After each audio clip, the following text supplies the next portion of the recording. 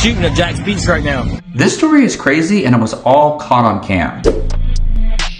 Cops claim it all started with this, a party on Jacksonville Beach promoted by a local DJ that included a football-style drill game. But as the sun set, things apparently got out of hand and the beach erupted into a gun battle. Stay down, just stay down. I would just stay down. I don't want to move. Leaving at least one person dead and 2 others seriously wounded. This all happened just days after this happened further down the Florida coastline. During the middle of a fight, one of the people bust out a gun, sending beachgoers scrambling and cops chasing the would-be gunman into the ocean. Hey, motherfucker! Drop the fucking gun! That led to a tense standoff. Hey, wait!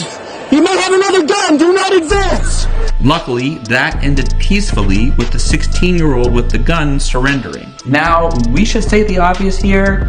This wouldn't keep happening if there weren't so many fucking guns in our country. At this very moment, there are literally more guns than there are people in the United States. Because guns are big business. Gun manufacturers have made billions of dollars off this bloodshed over the past several years. In fact, in 2020 alone, Smith & Wesson made $500 million. Critics say the only way to fix this is to repeal the Second Amendment. Now that's crazy. I mean, spring break just really got popping, really just got started, and this crazy nonsense is happening already. And I'm sorry, but I have to agree with my guy Drew. Don't get rid of the Second Amendment, because for the simple fact, if you do that, we have ghost guns and stuff that nobody know about. You also got these very intelligent people who will be like, you know what, they took our guns, we're going to start making our own guns. And then if something was to happen and jump off, then that's when we're going to have the disadvantage. But I do agree something needs to happen, because this shit is insane. Florida already got a curfew on folks, and I'm sorry, but y'all are messing it up and making it look bad where people can't even enjoy life and live life to the fullest, because y'all little stupid idiots want to be shooting up stuff, mess around and get your ass whipped. Now you want us to do what? Shoot up stuff because you can't take a butt whooping. Like, come on, man. Y'all really need to grow up.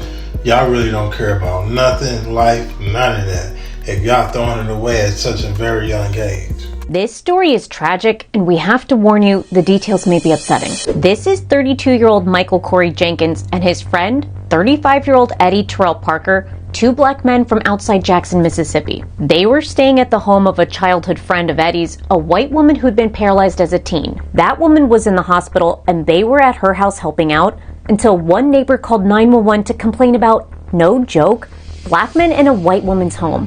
What happened next is horrific. That's when these 6 police officers showed up, all 6 of them white, and without a warrant, entered the house and tortured Michael and Eddie. Court documents reveal the self-described goon squad tortured the 2 men by stripping them naked, dumping food and alcohol on them, using stun guns, and even taunted them with a sex toy mounted on a BB gun, all while hurling racial slurs. And it gets worse. One of the cops put a gun into Michael's mouth and repeatedly pulled the trigger until it went off, nearly severing his tongue, breaking his jaw, and exiting out his neck. Luckily, he survived, but this scar now runs down Michael's neck. The cops then forced the 2 to shower together to cover up their crime before planting drugs to make it all look like a robbery. The lies didn't hold up, and all 6 cops were charged with various federal crimes. This all happened back in January 2023, but just this week, 2 of the officers learned their fates. One was sentenced to 17 years in prison, another 20 years in prison. And, wait for it, subsequent investigations by the Associated Press and the New York Times found that these men had been linked to 4 other violent police encounters, which left 2 other black men, Pierre Woods and Damian Cameron, dead. Critics say that targeted violence against black men like this by people who have sworn an oath to protect them is just one reason police departments should be abolished. They point out that modern police departments have their historical roots in slave patrols,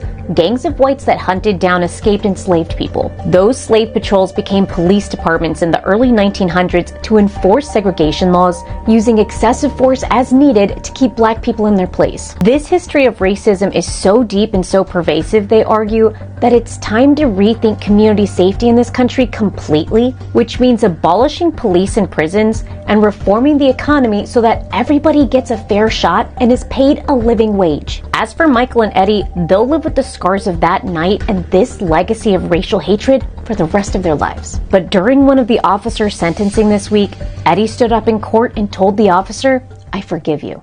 So I'm sorry that those guys had to go through that, just because them other men that did that to these men was police officers.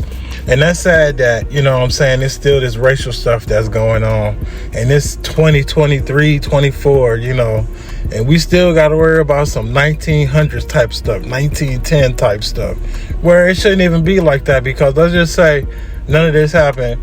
If one of them white guys needed a kidney and a black guy was a donor, racism don't know nothing about that. And it's just sad that the world, you know, is discriminatory against people. It's sad that, you know, it's racism out there.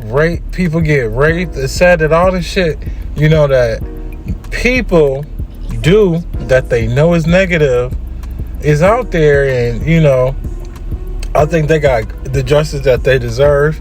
As far as in the guy who said that he forgive him, you know, his heart is real big and he have God in his life way bigger than a lot of us. For somebody to say, "I forgive you," on doing something like that, where most of us would want revenge or to see pain or hurt, this man said he forgave him. So that just lets you know, man, I just hate that they have to go through that, because I know the guy who got shot, he probably assumed that he was going to die.